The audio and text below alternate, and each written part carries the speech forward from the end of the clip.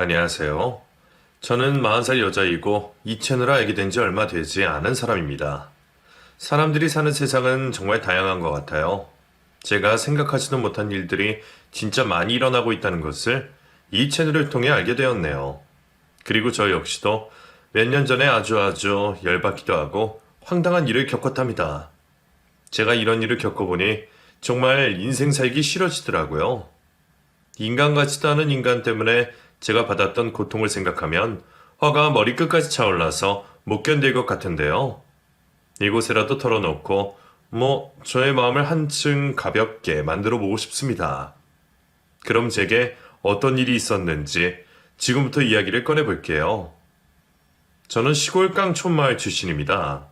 어디라고 말씀드려도 아마 알지 못한 사람이 많을 정도로 시골 깊숙한 작은 마을에서 태어나고 자랐죠. 그곳에는 저와 비슷한 또래의 아이들이 딱 7명 정도가 있었는데요. 그 친구들과 하루 종일 물놀이도 하고 벌레도 잡으면서 그렇게 놀았던 것 같아요. 서울에 사는 아이들은 학원도 다니고 학습지도 하고 부모님 따라서 유명한 수영장도 다니고 그러던데 저희는 개울가가 수영장이었고 학습지는 돌멩이였습니다. 돌멩이로 숫자를 배우고 그걸로 글씨까지 배웠으니까 말이죠. 돌멩이로 땅바닥에 쓰는 글씨는 다음날까지도 지워지지 않는답니다. 지우개도 필요 없이 너무나 훌륭한 글쓰기 도구였어요. 저희 아빠는 일찍 돌아가셔서 엄마 혼자 저희를 키우셨는데 하루 종일 일을 하고 들어오신 엄마는 늘 힘든 모습이 역력하셨어요. 피곤에 찌든 얼굴로 저희에게 애써 웃음을 지어주시기도 하셨는데 어느 순간부터는 그 웃음이 슬픈 일이라는 것을 알게 되었습니다. 저희 남매 때문에 어쩔 수 없이 인생의 끈을 놓지 않고 지어 보이는 웃음이었으니까요. 엄마는 시장에서 일을 하셨었어요. 집에서 농사도 지으셨고 농사 지은 것들을 가지고 시장 바닥에 앉아서 하루 종일 물건을 팔기도 하셨죠. 시장은 하루에 2번 오는 버스를 타고 한창을 나간 곳에 떨어져 있는지라 엄마와 하루 종일 연락이 되지는 않았습니다. 연락이 되진 엄마를 대신해 동생을 돌보는 일은 온전히 제 몫이었죠. 저는 동생에게 항상 위험한 일은 하지 말라고 알려주기도 했었는데 어디 남자 동생들이 누나 말을 잘 듣긴 하나요. 한참 몸으로 노는 것을 좋아할 나이에 남동생은 몇 번이나 크게 다칠 뻔한 적이 있었습니다. 친구들과 장난을 치다가 다리가 부러진 적도 있었고 돌을 던지면서 놀다가 눈 바로 옆쪽에 돌을 맞아서 피가 철철 난 적도 있었어요. 그러면서도 끝까지 싸움질을 하느라 그걸 말리는 저는 아주 애를 먹었었네요. 동네 아이들이라고는 얼마 되지도 않았었는데 가끔씩 그렇게 크게 싸움을 하고 나면 제가 골머리가 아팠답니다. 저는 약간 여장부 같은 씩씩한 스타일이었어요. 그래서 동네에서 일어난 일에 대해서 해결을 해야 한다는 책임감 같은 걸 갖고 있었죠. 더군다나 동네 친구들이 저보다 나이 많은 사람들이 거의 없었거든요. 아이들이 싸우면 제가 가서 말렸고 또 며칠씩 화해를 해주려고 안간힘을 썼습니다. 또 동네에서 위험한 일이 일어나지 않도록 하는 것 역시 제 몫이었어요. 책임감을 가지고 동생들을 돌보았지만 그래도 어쩔 수 없이 일어나는 안타까운 일들에 대해서 때론 엄마와 동네 아주머니들이 저를 탓하기도 하셨죠. 아니 희진아, 너는 네 동생이 이렇게 될 때까지 안 말리고 뭐 했니? 이래서 어디 동네에서 놀게 했어? 네가 제일 나이 많은 누나면 동생들 다 잘 돌보고 다치지 않게 해야 될 거 아니야. 네 엄마, 알겠어요. 앞으로는 더 조심할게요. 미안해 엄마. 저 진짜 조심할게요. 저는 그렇게 책임감이 강한 사람으로 자라났습니다. 사실 치마만 입었지 성격은 남자나 다름없었어요. 그래서 학교 남자애들도 저를 함부로 무시하고 쉽게 대하지는 않았었죠. 깡도 세고 낯짝도 두꺼웠다고 해야 되나? 저는 아무튼 그런 스타일이었습니다. 그렇게 깡촌에서 세월을 보내고 저는 최선을 다해서 공부했고 고등학교부터는 읍내에 있는 학교로 전학을 했어요. 그곳에는 어렸을 때부터 한 동네에 살았던 이모가 살고 계셨는데 그래도 저를 많이 아껴주시고 집에서 숙식까지 제공해 주셨답니다. 그 덕분에 공부에 열중할 수 있었어요. 저희를 위해서 고생하시는 엄마한테는 죄송했지만 저는 하루라도 빨리 그 동네를 탈피하고 싶었습니다. 공부를 열심히 해서 서울이라는 큰 곳으로 나가고 싶었고 세상 그 누구도 부럽지 않게 열심히 살아보고 싶었어요. 제가 시골 작은 곳에서만 있었다면 무언가 하고 싶은 일이 있었더라도 쉽게 도전하지 못했을 테니까요. 고등학교 때 정말 악바리처럼 공부했습니다. 새벽 3시, 4시까지 작은 손전등 하나에 의지해서 공부했고 코피를 몇 번이나 쏟았는지 몰라요. 주말에는 시골집에 내려가 엄마의 농사일을 도와드렸지만 그때도 책을 가지고 가서 똑같은 내용을 20번씩 복습했었던 것 같습니다. 그렇게 하다 보니 나중엔 어느 정도 공부가 재밌어졌어요. 공부가 쉽다고 얘기하는 웃는 사람들도 있겠지만 그때는 정말 귀에 쏙쏙 들어왔고 머리에 쏙쏙 박히는 것이 제가 공부에 소질이 많은 걸로 착각할 정도였다니까요. 결국 저는 고등학교 3년을 아주 열심히 공부한 결과 서울에 있는 대학교로 입학할 수 있었습니다. 아주 좋은 학교는 아니었지만 그 작은 시골 깡촌 마을에서 서울로 대학을 올 수 있다는 것만 해도 기적 같은 일이었죠. 제가 대학교 입학하고 나서 남동생에게 말했어요. 이렇게 좋은 학교에 다닐 수 있는 것은 네가 하기에 달려 있으니까 너도 나처럼 열심히 공부를 하라고 말이죠. 세상은 넓고 살아갈 날은 많은데 동생이 그때까지만 해도 정신을 못 차리고 있었거든요. 동생은 그냥 천방지축 스타일이었어요. 아무것도 모르고 무언가를 하려고 하지도 않았고 더욱이 공부하는 담을 쌓고 사는 스타일이었죠. 저는 그런 동생이 답답해서 붙잡아 놓고 잔소리를 어마어마하게 했었지만 동생은 쉽게 제 말을 듣지 않더라고요. 친구들과 어울려서 싸돌아다니고 학교도 빠지고 패싸움이나 하고 다녔으니까요. 저는 그때 대학교에 들어가 신세계를 맛보았죠. 서울이라는 도시도 처음 알게 되었고 여러 가지 발전된 문화 혜택을 보면서 젊은 사람이라면 꼭 이런 큰 도시에 나와서 사는 것이 좋겠다고 생각했거든요. 말을 들어먹지 않은 동생 때문에 답답해하고 있었던 어느 날 갑자기 동생이 밤에 울면서 제게 전화를 했더라고요. 자기가 오랫동안 사귄 여자가 있었는데 그 여자가 어느 대학생한테 간다고 하면서 헤어지잔 말을 했다고 하는 겁니다. 그 남자가 의대인가 어디를 다닌다고 했는데 그 일로 충격을 받은 남동생이 그때부터 공부를 한다고 제게 도움을 요청하더라고요. 저는 이게 웬일인가 싶었습니다. 그리고 이번 기회라면 동생이 공부에 매진할 수 있다고 생각했죠. 그리고 그때부터 동생을 만나 문제집을 왕창 주었고 만날 때마다 쪽지 시험까지 보면서 동생을 압박했어요. 역시 다른 일은 억지로 되는 건 없나 봐요. 제가 그렇게 공부를 하라고 할 때는 콧방귀도 안 끼더니 그렇게 충격을 받고 난 후부터는 공부를 엄청 열심히 하더라고요. 결국 동생은 삼수까지 한 끝에 법대에 합격하게 되었습니다. 자기를 떠난 여자한테 자기가 어떻게 변했는지 꼭 보여주고 싶다고 이를 악물고 했어요. 사투리까지 그러면서 다소 촌스러운 모습이었지만 그래도 멋있고 대단하다고 생각이 되더라고요. 저는 그 사이 대학교에 다니며 휴학과 복학을 반복했습니다. 등록금이 모자르고 생활비가 모자랐기 때문에 어쩔 수 없이 휴학을 할 수밖에 없었거든요. 휴학한 후에는 이를 악물고 아르바이트를 몇 항씩 뛰어서 등록금과 생활비를 마련했고 그 돈으로 하루하루를 살아갈 수 있었습니다. 그러는 사이 어느덧 제 나이는 25이 되었고 대학교 3학년에 재학 중이었죠. 수업을 듣는 어느 날 어떤 남자가 제게 관심을 보이기 시작했습니다. 그 남자는 저처럼 복학한 지 얼마 안 됐었던 사람이었는데요. 군대를 다녀와서 복학을 했더라고요. 제가 지난 수업 시간에 조별 발표를 했던 모습이 인상적이라고 하면서 캔커피 하나를 건네더라고요. 그러면서 다음 시간에 자기랑 같이 조별 과제를 하자고 했습니다. 저기, 저랑도 같은 조 해주시면 안 돼요? 발표 진짜 잘하시던데. 제가 좀 발표에 약해서요. 아, 네, 그래요, 뭐. 어차피 돌아가면서 하는 건데요. 기회 되면 그렇게 해요. 그 남자는 저보다 2살이 많았고 꽤 근사한 옷을 입고 있었습니다. 저같이 어려운 가정 형편에서 자란 사람은 사보지도 못한 브랜드의 옷과 신발이었고 힐끔 보니 시계도 엄청 비싸 보였어요. 그런 그 남자와 저는 조금씩 가까워지기 시작했습니다. 그 남자는 머리는 되게 똑똑해 보였어요. 이것저것 아는 지식도 많았고 말을 들어보니 집도 서울 좋은 동네 아파트에 살았고 학원 학군도 되게 좋은 데를 다녔더라고요. 제가 자랐던 시골 깡촌 동네와는 상상도 하지 못할 정도로 달랐어요.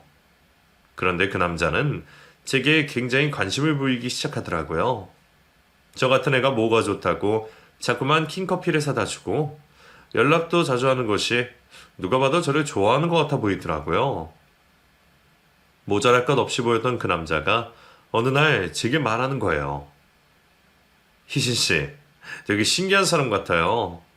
제가 여태까지 알던 여자들과 이거 완전히 다르거든요. 저 희진 씨한테 호기심이 있어요. 한번 만나보고 싶어요. 네? 호기심으로 사람 만나는 거 아닌 것 같은데. 저는 그쪽이랑 어울리지도 않는 사람이고요. 어차피 인생은 도전 아니겠어요? 두고 보세요. 어차피 저한테 넘어오시게 될 겁니다. 자신만만해하던 그 남자는 그날 이후로 저기 엄청난 파산 공세를 펼쳤습니다. 맛있는 음식도 사주고 알바를 하고 있으면 와서 끝까지 기다리기도 했죠. 처음에는 정말 황당했어요. 이렇게 부잣집 왕자님 같은 스타일의 남자가 저를 위해서 이렇게 한다는 게 믿겨지지가 않았죠. 하지만 시간이 갈수록 변함없는 그의 태도를 보고 저도 조금씩 마음이 움직이기 시작했습니다. 혼자서 굉장히 똑똑한 척하고 아는 지식도 많았지만 많은 사람들 앞에서는 유난히도 말을 잘하지 못하고 소극적이었던 그 남자에게 제가 마음이 끌릴 것이라고는 상상도 하지 못했던 일이었죠. 사람은 반대되는 성향을 가진 사람에게 끌린다고 하더니 저와 그 남자가 딱 그런 격인 것 같아요. 저는 그 당시에 제 생활비와 학비도 벌어야 했고 동생의 법대학비도 보태줘야 하는 처지라서 연애를 할 만한 시간적인 여유도 경제적인 여유도 없었습니다. 그 남자에게 마음이 조금 끌린 것은 사실이었지만 쉽게 표현을 하지 못한 이유가 바로 이거였죠. 몇 번이나 만남을 피하고 만나지 않자 그 남자는 제게 노골적으로 물어보기 시작하더군요. 나 싫어요? 왜 이렇게 사람을 피해요? 알바 끝날 때까지 내가 이렇게 기다리고 있었는데도 안 만나줄 거예요? 저기 그게 아니라요. 지금은 제가 좀 여유가 없어서 그래요. 보시면 아시잖아요. 하루하루 얼마나 바쁘게 살아가는지. 그러니까 정확하게 말해줘요. 시간이 없어서 그러는 거예요? 내가 싫어서 그러는 거예요? 그게 저기 그러니까 뭐예요? 확실하게 말해줘야 저도 포기를 하든 10번을 더 찍어보든 할 거 아니에요. 시간도 없고 돈도 없어요. 됐어요? 저 제 학비랑 생활비, 그리고 남동생 학비도 보태줘야 된다고요. 내가 연애하고 그러는 동안 이 돈들은 누가 벌어요? 저는 그쪽이랑 다르다고요. 제 생활을 알기나 해요? 제일 솔직한 말에 그 남자와 저는 한동안 말을 하지 못하고 멀뚱하게 서로를 바라보기만 했어요. 속 시원히 말은 해주었지만 저도 마음이 썩 좋지는 않았습니다. 잠시 후 그 남자는 자신에게 기회를 달라고 했어요. 자신이 경제적인 부분에서는 어려움이 없으니까 방해되지 않고 또 제가 돈을 최대한 쓰지 않도록 자신이 다 해준다고요. 사실 그 남자는 외적으로만 보았을 때도 상당히 여유가 있어 보였고 그에게 관심을 표현하는 여자도 몇몇 있던 걸로 알고 있거든요. 그렇게까지 말하는 그 남자가 놓치기 싫더라고요. 제가 뭐라고 이렇게까지 한단 말이에요. 결국 저는 그 남자에게 마음을 열게 되었습니다. 정식으로 교제를 시작하고 나서부터는 아침에 저를 만나 같은 수업을 듣고 함께 점심을 먹으며 모든 시간을 함께 했어요. 그리고 제가 경제적으로 힘들지 않도록 해주기 위해 모든 돈을 그 남자가 지출했습니다. 연애의 시작은 너무 좋았죠. 항상 가까이에서 저를 보호해주고 아껴주는 사람이 있으니 얼마나 행복했겠어요. 모든 것이 다 아름답게만 보였고 알바도 공부도 하나도 힘들지가 않았죠. 몇 달을 연애할 때까지만 해도 불만이라고는 단 한 가지도 없었습니다. 학교 안에서는 캠퍼스 커플이라고 다 소문이 퍼져서 저희 사이를 다 인정해 주었고 그런 소문도 저희는 즐기면서 늘 붙어 다녔어요. 그런데 1년 가까이 만나다 보니 남친의 단점들이 보이기 시작했어요. 남친은 사람을 무시하는 경향이 있었어요. 제가 자란 시골 마을도 무시했고 또 사투리를 심하게 쓰면서 다소 투박해 보이는 제 남동생도 은근히 무시했었고요. 법대에 다니는 남동생이 가끔 제 학교에 놀러왔고 자연스레 제 남친과 함께 자리를 보낼 시간들이 있었는데요. 웃으면서 남친이 하는 얘기에 남동생은 몹시 기분을 상해했었어요. 아니, 이렇게 사회에 대해서 아무 생각이 없는 사람이 나중에 변호사가 된다고? 일단 변호사 되려면 그 촌스러운 사투리부터 좀 고치고 신문도 좀 보고 두루두루 지식을 갖춰야 할 변호사지 어떻게 너 같은 애가 아이, 제가 지금은 좀 시간이 없으세요. 예. 알겠습니다. 꼭 그렇게 하겠습니다. 야, 그 사투리 알아듣는 사람 별로 없지. 니네 누나는 많이 안 쓰는데 너는 진짜 심하다. 아, 웃겨 죽겠어 정말. 완전 방금 저기 저 깡촌 시골에서 농사 짓다 온 애 같다니까. 그런 놈들 세상 물정 하나도 모르고 멍청하지 않냐. 예? 아니 시골 산다고 다 멍청하고 그런 건 아닙니다. 남동생에게 이런 식으로 말을 하니 어느 누가 기분이 좋겠어요. 더군다나 제 남동생은 직진형 스타일이라서 마음에 들지 않는 것이 있으면 그대로 막 내리꽂기도 하거든요. 혹시나 또 그럴까봐 제가 얼마나 노심초사했는지 몰라요. 아무튼 그런 남친과 저는 결혼까지 생각하는 사이가 된답니다. 대학교 때부터 몇 년을 함께 지내다 보니 서로에게 너무나 필요한 존재가 되었던 것 같아요. 대학을 졸업하고 자격증 준비와 토익 시험 준비도 함께 했고 직장 면접 준비도 함께 했었거든요. 다행히 저와 남친 모두 괜찮은 직장에 들어갈 수가 있었고요. 남친은 제가 자라온 환경과 저희 집안을 무시하는 경향이 다소 보이긴 했어도 다른 부분에 있어서는 나름대로 괜찮았었어요.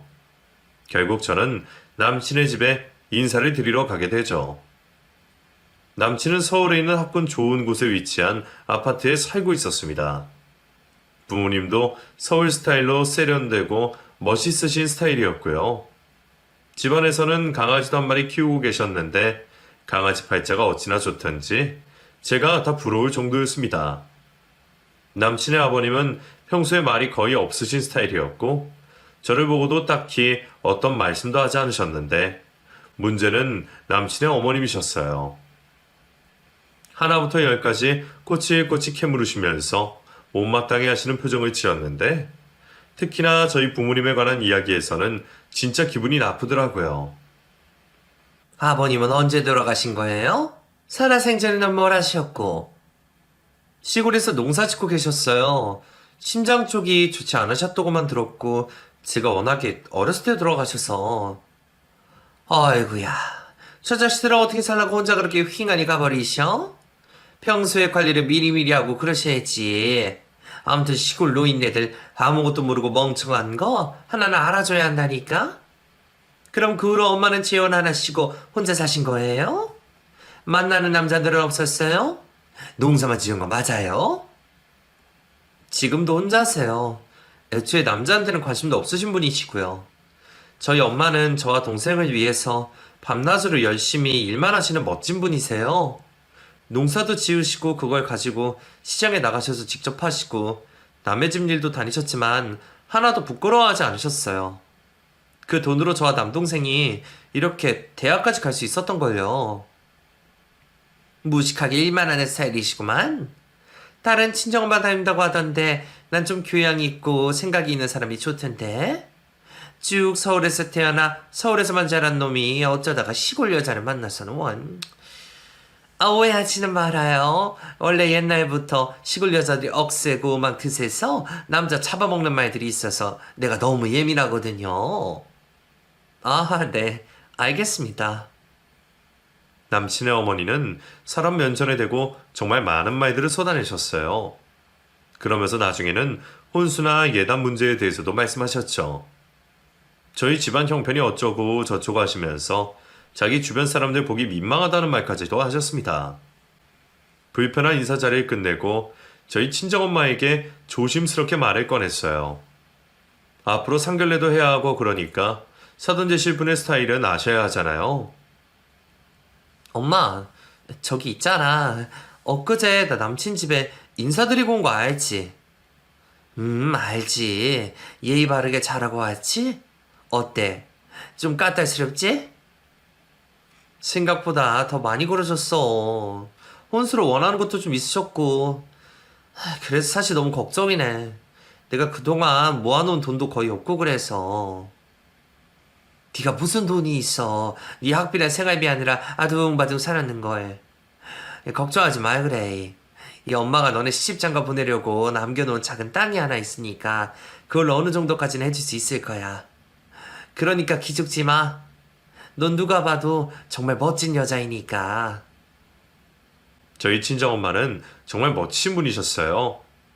평생 그렇게 힘들게 살아오시면서도 아끼고 아껴놓았던 땅을 제 결혼을 위해서 과감하게 파신다고 하셨죠.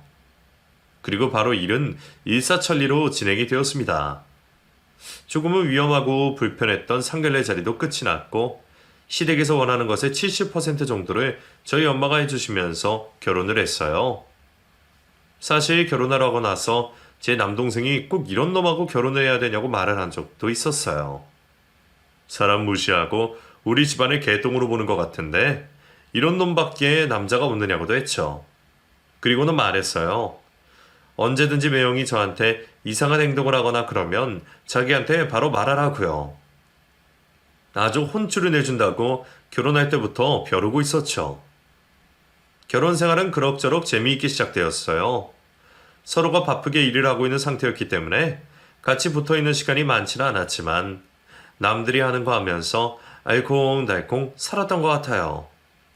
가끔씩 내뱉은 남편의 지역무시 발언이 기분 나쁠 때도 많이 있었는데 뭐 그 정도는 이제 하도 들어서 그런지 별로 대수롭지 않게 넘어갈 수도 있는 여유가 생기더군요. 남편은 지 혼자 잘난 맛에 사는 사람이에요. 결혼하고 나서 보니 그런 부분이 더더욱 많이 보였어요. 사람들과 어우러져 다 같이 재미있게 지내는 것보다는 조금만 자기 귀에 거슬리는 말을 하거나 마음에 들지 않는 사람은 바로 배척하는 스타일이었죠. 특히 회사 사람들이나 주변 사람들 중에서 시골 출신이고 사투리가 강한 사람들은 이유도 없이 엄청나게 싫어하더라고요. 아이들 낳고 사는데 거리낌 없이 그런 발언을 하는 남편과 크게 한번 트러블이 일어난 적이 있었습니다. 그때 아이 둘이 4살, 5살쯤 되어서 부모가 하는 말을 고스란히 따라하고 그럴 시기였거든요. 에휴, 무식한 지방 촌놈들. 아주 내가 대화가 안 통해서 뭘 할 수가 있어야지. 뭐? 여보, 말 좀 가르쳐 해줄 수 없어? 무식한 지방 촌놈들이 뭐야? 지방 사람들은 다 무식하다는 거야? 애들이 막 따라한다고 당신이 그런 말 하면. 유치원에 가서 애들이 그런 말 하면 어떡하려고 그래? 야, 우리 애들이 바보냐? 아빠 머리에 닮았는데. 지방 촌놈들은 아무튼 지네들 생각만 맞고 남의 생각은 중요하지도 않나 봐. 어쩌면 다들 그렇게 무식한지 원. 그런 놈들이 회사에 몇 명 있으니까 스트레스 받아 죽겠다. 그 사투리 말투도 너무 듣기 싫어 미치겠고. 여보, 나도 지방 출신이야. 내 동생 우리 엄마도 다 사투리 쓰고 그러는데 그럼 우리 집안을 그렇게 생각한다는 거네? 나 정말 싫어. 듣기 싫다고. 사실을 말하는데 뭘 그래? 사고방식 자체가 그 작은 시골 깡촌마을 안에 틀어박혀 있다니까. 사실이 그런 걸 어쩌라고. 너 무슨 열등감 있냐? 왜 그렇게 오바를 해? 계속 반복되는 남편의 이런 식의 말에 저는 너무 화가 나서 이날은 크게 싸웠던 것 같아요. 자기 생각만 다 맞아서 제가 무슨 말만 하면 싹 무시해버리는데 이것도 제가 평소에 많이 쌓여 있었거든요. 어떻게 해도 남편의 틀에 박힌 사고방식은 바꿔지지가 않더라고요. 또한 결혼한 지 6년이 넘었는데도 시댁에서는 아직도 저를 못마땅해 하시는 것 같았어요. 자신이 키우는 개는 어디 유치원인가 이런 데도 보내고 애견호태도 보내면서 저한테는 생일에도 제대로 대접 한 번은 안 해주셨어요. 결혼하고 육아휴직 말고는 단 하루도 쉬지 않고 회사를 다니면서 일을 했는데도 항상 자기 아들이 돈을 다 버는 것처럼 얘기하고 고생하는 것처럼 얘기하는 것도 짜증이 났었습니다. 어머, 얘. 주말에는 좀 우리 아들 쉬게 해줘야 되는 거 아니니? 저 중에 하루 종일 뼈가 빠지게 일하고 오는 애를 청소시키고 설거지시키고 그러면 돼? 어머님, 저도 같이 일해요. 저는 일하면서 아이들까지 주양육을 하고 있어요. 요즘 세상에 누가 집안일을 독박으로 해요. 같이 벌면 같이 해야죠. 여자가 벌면 얼마나 번다고. 너 지금 나한테 생색내는 거냐? 돈 좀 번다고 유세 떠는 거냐고. 아무튼 드센 시골 여자들이란. 시모가 이런 고정관념이 박혀 있으니 당연히 그 자식인 남편도 이런 생각을 갖고 있을 수밖에 없겠죠. 저는 남편과 월급이 비슷하게 벌면서도 항상 이런 식의 대접을 받고 살았던 것 같아요.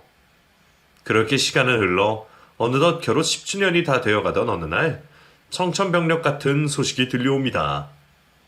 일을 하고 있던 중에 모르는 번호로 전화가 와서 받아보니 친정 시골 동네 이모였어요. 어이구 희진아, 얼른 와라. 니네 엄마 병원 와 있어. 네? 이모, 이게 무슨 일이에요? 저희 엄마가 왜요? 니네 엄마 뇌졸중인가 뭔가 와가지고 글쎄 밭에서 쓰러지는 거 내가 옆에서 받아서 바로 병원 온 거 아니냐. 아주 내가 없었으면 큰일 날 뻔했어. 이모 정말이에요? 어떡해요. 지금 상태가 어떠신데요? 네?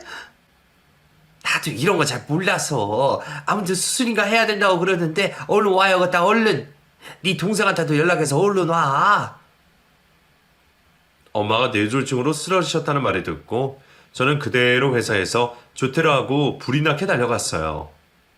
집이 가깝지가 않으니 바로 달려간다고 해도 몇 시간이 소요되었고 그 사이 엄마는 병원에서 응급수술을 받고 계셨습니다. 얼마나 심장이 쿵쾅거리고 가만히 앉아있을 수가 없던지 계속 서서 왔다 갔다 하면서 눈물만 흘리고 있었죠. 뇌졸중이라는 게 얼마나 위험한지 다들 아실 거예요. 목숨과도 연관이 있는 병이라서 자칫하면 위험한 상황이 될 수도 있기에 화장실도 가지 못하고 수술실 바로 앞에만 지키고 서 있었어요. 잠시 후 동생까지 병원에 도착했고 저희 남매는 서로의 손을 잡고 눈물을 흘렸습니다. 누나, 이게 무슨 일이야? 우리 엄마 왜 이래? 세상에서 제일 강한 사람이 여기 왜 이러고 있느냐고? 그래, 우리 엄마 세상에서 가장 강한 사람이셔. 그러니까 잘 될 거야. 다 잘 될 거라고. 우리 때문에 평생 고생만 하다가 나 때문이야. 나 결혼할 때 땅 팔아버리고 아무것도 가진 게 없어지니까 또 마음이 급하셔서 돈 모으시려고 죽기 살기로 일하신 거야? 우리 엄마 불쌍해서 어떡하냐? 그런 말 하지 마, 누나. 어? 엄마는 우리한테 해주는 거 그것 때문에 여태까지 버티고 열심히 사신 거잖아. 동생과 제가 서로 의지하는 동안 제 남편은 어찌된 일인지 병원에 오지도 않고 전화도 한 통 없었습니다. 남동생은 평소에도 매형이 별로 마음에 들지 않았기 때문에 병원에 오지 않는다고 또 욕을 해대더군요. 아니, 잘난 매형은 왜 하나? 장모가 이런 꼴인데 와보지도 않고 어디서 뭔 짓거리 하냐고. 회사가 좀 바빠져서 나 먼저 내려온 거야. 내일 올 거니까 너무 그러지 마, 어? 아, 그놈 정말 마음에 안 들어. 누나 남편이라서 참는 건데 솔직히 애들 외할머니 집이 바로 코앞인데 애들 맡기고 내려올 수 있잖아. 내일 주말이고 사람이 우리 집을 깔보고 무시하는 그런 게 너무 심하다니까. 두고 봐, 내가 어디. 너는 매형한테 못하는 말이 없니?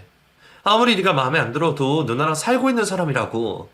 그러니까 말 조심해, 알았어? 지금 딴 거 생각하지 말고 엄마만 생각하자, 엄마만.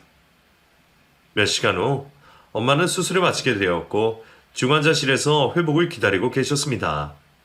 이게 뇌 쪽을 여는 수술이라서 워낙에 위험하기도 했고 회복도 느리다고 했어요. 한참 후에 마취에서 깨어나신 엄마는 좀처럼 의식을 찾지 못하셨습니다. 저와 동생은 하루하루가 지옥 같은 기분으로 살았어요. 이대로 엄마를 보내면 평생 후회할 것만 같았어요. 결혼하고 저도 살기 바쁘고 주말마다 불러대는 시모 때문에 제대로 친정에 와보지도 못한 제 모습이 생각나 죄송해서 미쳐버릴 것 같았고요. 남편이란 놈도 명절에 차 막힌다고 안 오고 장모 생신 때도 회사 워크숍 때문에 패스해버린 걸 생각하니 갑자기 화가 머리끝까지 올라왔어요. 참고 있던 모든 것들이 이제서야 막 끓어오르는 거죠. 주말까지 3일이 지나도 남편은 오지 않았습니다. 제게 핑계를 댄다는 게 시몬의 집에서 키우는 강아지가 너무 아파서 자기가 시몬랑 같이 병원에 데리고 가야 한다는 거였어요. 한마디로 저희 친정엄마는 개만도 못한 사람이었던 거죠. 정말 기가 막히고 어이가 없어 전화로 욕을 엄청 해댔습니다. 당신 지금 제정신이야? 뭐? 개병원? 야, 우리 엄마는 사경을 해보고 계시는데 지금 그걸 말이라고 하냐? 아니 뭐 어차피 몇 시간 걸려 가봐야 장모님 깨어나지도 못하셨는데 뭘 그래. 거기 지키고 있는다고 뭐 갑자기 병이 싹 나와서 벌떡 일어나시냐? 사람이 생각을 좀 하고 살자. 막무가내로 그렇게 들이대지 말고. 당신 정말 구제불능이구나. 당신 엄마가 이렇게 되었을 때 이럴 거야? 어? 정말 어이가 없고 기가 막혀서 할 말이 없다. 차마 남편의 이런 어이없는 말을 남동생에게 하지는 못했어요. 분명히 들으면 매형한테 들이댈 게 뻔하니까요. 저는 회사에 며칠 휴가까지 내고 병원을 지켰지만 엄마의 상태는 좋아지지 않으셨습니다. 간신히 의식만 회복한 채로 저희를 알아보는 눈만 깜빡이고 계셨죠. 저는 어쩔 수 없이 회사와 아이들 때문에 집으로 올라와야 했고 변호사로 일하는 남동생이 아직 결혼 전이라 일이 끝나면 저녁에 몇 시간씩 걸려 내려가고 그런 생활을 반복했어요. 다행히 병원에서 좋은 간병인분을 소개시켜 주셨고 친정 동네 이모들도 몇 분이 왔다 갔다 하시면서 지극정성으로 엄마를 돌봐주셨습니다. 그리고 이윽고 한 달이 조금 넘은 후에 엄마는 어눌하지만 말도 하실 수 있게 되셨고 자리에서 일어날 수도 있으셨어요. 그래도 걸음은 제대로 걷지 못하셨고 몸의 오른쪽 부분을 제대로 사용하지 못하게 되셨습니다. 누군가의 도움이 없으면 혼자 화장실도 못 가실 정도가 되어버리신 거죠. 병이라는 건 정말 무서운 것 같아요. 그렇게 건강하고 씩씩하던 엄마를 한순간에 이렇게 만들어버리니까 말이에요. 그러는 동안 남편은 병원에 딱 한 번 왔습니다. 와서 엄마의 상태를 보고는 오래 있지도 않고 홀랑 가버렸고요. 도대체 이 남자가 뭐가 좋다고 제가 결혼을 한 건지 너무 후회가 될 정도로 행동을 했어요. 한 4개월쯤 지났으려나 친정엄마는 더 이상 병원이 싫다고 하셨어요. 병원비도 병원비고 집이라는 편안한 공간에 있으면 마음이 더 편할 것 같다고 하셨거든요. 저희 남매는 엄마의 뜻에 따라서 퇴원을 하기로 마음먹었어요. 몇 달 동안 정신없이 지내느라 엄마 집은 방치가 되어서 가보지도 못한 상태로 엄마를 모시고 집으로 향했죠. 그런데 뭔가 이상했어요. 엄마의 집 앞에 낯선 자전거가 놓여있고 현관문이 싹 바뀌어버렸더라고요. 차를 세우고 문을 열려고 했는데 문은 굳게 잠겨 있었습니다. 너무나 이상한 기운이 느껴져 옆집에 사시는 친한 이모님의 집으로 가서 물었죠. 이모, 저희 집 문이 왜 잠겨 있어요? 대문이 완전히 바뀌었는데요? 뭐? 여기 엄마 집 팔았잖아. 다른 사람이 엊그제 이사 왔는디? 네? 그게 무슨 말씀이세요? 팔다뇨? 너희 집 남편이 그러더만 팔기로 결정 다 된 거라고. 그래도 몇십 년에 산 집인데 이렇게 쉽게 파느냐 했더니 충분히 상의하고 결정했다고 그랬어. 난 그래서 니들이 병원에 있느라 바쁘니까 사이가 대신한 줄 알았지. 왜? 아니야? 옆집 이모의 말은 정말 충격적이었습니다. 그러니까 제 남편이 저희 친정엄마가 사는 집을 팔아버렸다는 거예요. 저한테는 아무 말도 하지 않고 그런 짓을 했다는 게 믿겨지지가 않았어요. 저는 바로 남편에게 전화를 걸어 물었어요. 여보, 이게 무슨 소리야, 지금, 어? 우리 엄마 집을 팔았다니. 진짜야, 어? 진짜야? 내가 정리 좀 대신 해줬지. 어차피 뭐 얼마 못 사는데 뭐하러 갖고 있어. 미리 팔았어? 내가 저번에 말했지. 우리 엄마 애견 호텔 짓고 싶어 하신다고. 가망 없는 데다 놔두면 뭐해. 여기에 좀 보태주면 서로 좋은 거 아니야? 야, 너 제정신이야? 어? 미쳤어? 네가 뭔데 우리 엄마 집을 팔아? 당신이 뭔데? 그리고 뭐 애견 호텔? 너 지금 우리 엄마를 개만도 못한 사람으로 치부하냐? 이런 걸로 괜한 고집 부리지 말아라. 장모님 거동도 제대로 못하시고 앞으로 뭐 얼마나 남으셨겠어. 갈 사람은 가는 게 세상 이치 아니야? 너도 시골 사람처럼 말도 안 되는 고집 부릴래? 그만해 이제. 이런 쓰레기 같은 놈. 너 딱 기다려. 내가 정말 너 같은 놈을 남편이라고 믿고 산 게 정말 억울하다. 더 이상은 못 참아. 너랑 니네 집 식구들 진짜 내가 아주 아작낼 거야. 저는 끓어오르는 화를 참을 수가 없었습니다. 그리고 바로 동생에게 이 모든 사실을 말해주었죠. 불같은 성격의 남동생은 그 자리에 방방 뛰면서 쌍욕을 해대더니 화가 풀리지 않자 바닥을 발로 막 세게 내리치기도 했습니다. 일단 엄마는 옆집 이모님께 잠시 부탁을 하고 그대로 남편이 있는 곳으로 향했어요. 너무 아무렇지 않게 회사에서 저를 마주한 남편은 갑자기 왜 왔느냐며 황당해하는 표정을 짓더군요. 아니, 전화 끊은 지 얼마나 됐다고 벌써 왔어? 그 깡촌이 이렇게 가까운 것도 아닐 테고. 너 같은 쓰레기 옷을 내주러 정광석화처럼 뛰어왔다 이놈아.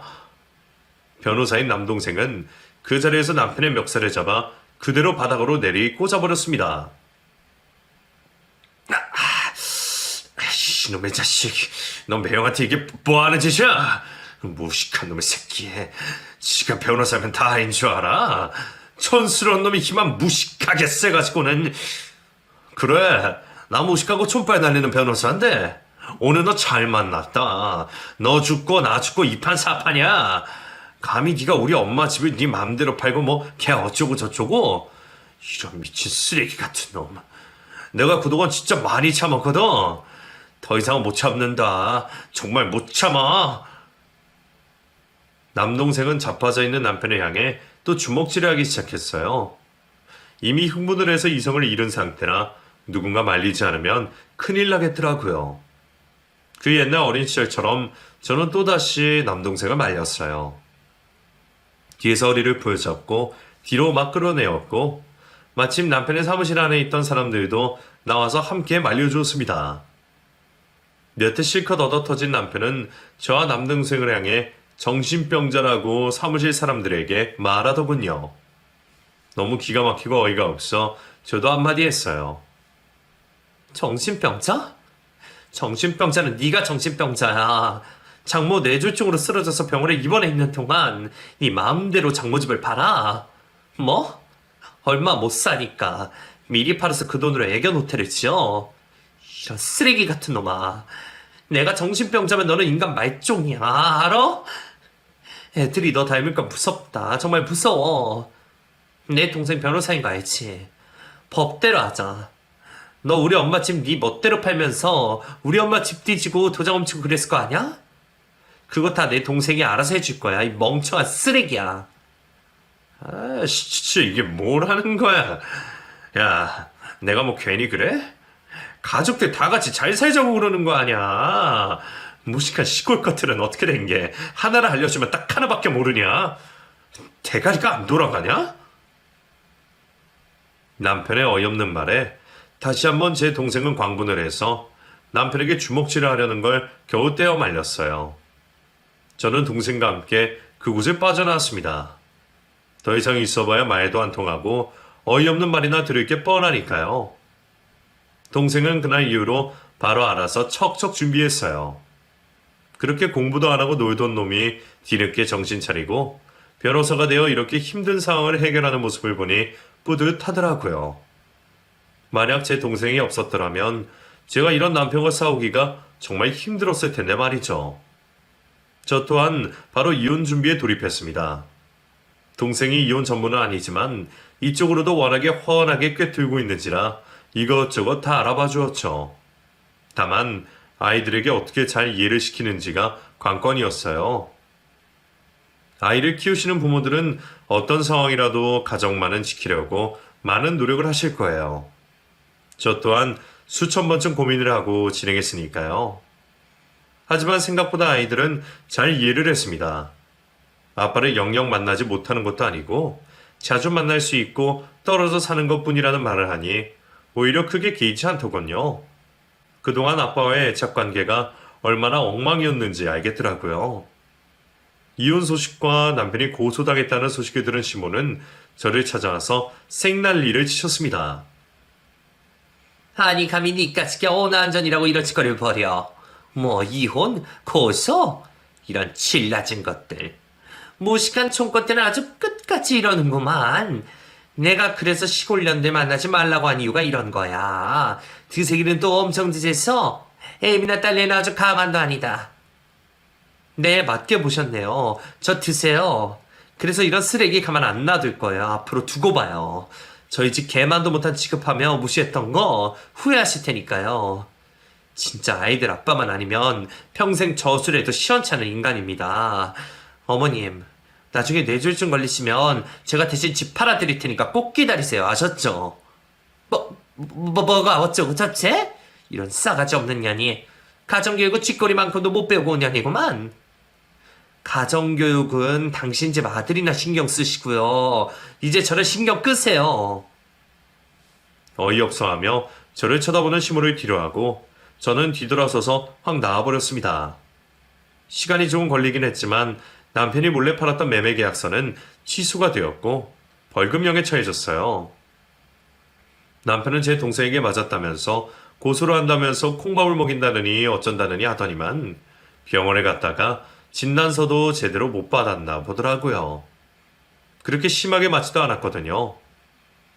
변호사인 제 남동생을 소환한 덕분에 저는 이혼에서부터 엄마 집까지 모든 것을 잘 해결할 수 있었습니다. 엄마는 거동이 불편하고 말하는 것이 많이 어눌하시긴 하지만 제가 이혼한 것에 대해서는 잘했다고 표현하셨어요. 그리고 사이에게 그동안 느꼈던 감정들도 말씀하셨죠.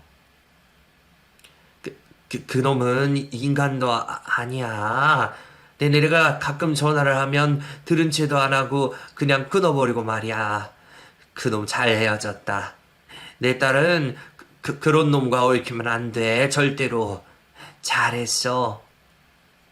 엄마의 말에 저는 더욱더 용기를 내어 앞으로의 인생을 잘 살아보기로 결심했어요. 엄마가 충격을 받으실까봐 너무 걱정을 했는데 오히려 저보다 더 강한 모습을 보여주시는 엄마 덕분에 제게도 많은 힘이 생겼던 것 같네요. 저는 앞으로 무슨 일이 있어도 제 두 아이를 지키면서 저만의 인생을 다시 시작해보기로 굳게 결심했습니다. 남편과 시몬은 그 후로도 제가 자기 인생을 망쳤다나 어쨌다나 우겨대며 제게 전화도 오고 욕설이 듬뿍 담긴 문자 메시지도 온답니다. 그걸 보면서 제 남동생은 모든 것의 흔적을 남겨놓으라고 하더군요. 전화가 와도 모든 내용은 녹음하라고 했고요. 남동생의 말을 듣고 그 후부터 모든 것은 증거화를 시켜 남겨놓았고 남편에게 말을 하니 그게 무섭긴 한가 보더군요. 섣불리 그런 짓을 또 하지는 않았습니다. 그렇게 촌스럽고 멍청하다고 무시했던 제 남동생에게 이런 일을 당하니 아마 많이 기가 막히고 황당했을 거예요. 지가 한 짓에 비하면 당연히 받아야 할 벌이지만 말이죠. 그 후로 저는 친정엄마를 모시고 남동생과 함께 살고 있습니다. 두 아이를 위해서도 엄마랑만 사는 것보다 가족애를 느낄 수 있어 좋을 것 같기도 하고요. 몇 년이 지난 지금 두 아이들은 거동이 불편한 할머니를 도와주는 착한 아이들로 잘 자라고 있습니다. 남편이 얼마 남지 않았다고 말하던 저희 친정엄마는 날이 갈수록 건강해지시는 것 같아요. 철저하게 매일 산책과 재활 운동을 하시면서 몸 관리를 하시는데 젊은 사람도 하기 힘든 운동량을 잘 소화해내고 계시답니다. 저희 가족은 언제나 그랬듯이 늘 화이팅 넘치고 행복하게 잘 살아가고 있어요. 앞으로도 이렇게만 잘 살아간다면 아무것도 바랄 것이 없을 것 같네요. 제 이야기 어떠셨나요? 많이 답답하고 화도 나셨죠? 황당한 사람 만나서 그런 꼴에 당하다니 지금 제가 생각해도 너무 어이가 없네요.